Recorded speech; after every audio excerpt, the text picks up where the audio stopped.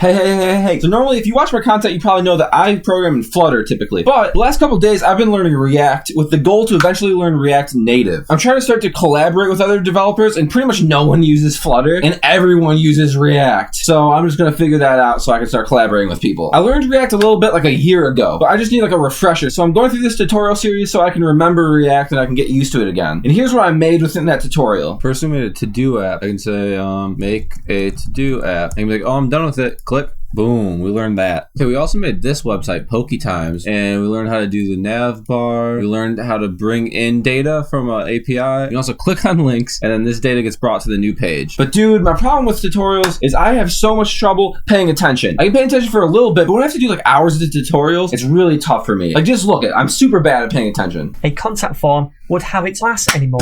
We just reference instead to about, contact, supercharged, bar, and applied does. Now, superhero, a superpower? What? Or you'll notice in my files over here, I have an image inside a component. Pay attention. I told you. I really wish that I could show you more, but since I've just been going through tutorials, I really don't have much code or program to show you, really. And so since I said my goal is to eventually learn React Native, I looked up a tutorial for React Native, and this guy suggested that I first learn React, then I learn React hooks, and then I go to React Native. So I'm done with the React part. Next, I'm going to do React hooks. I'll go over React hooks in my next video. I'm done coding for now.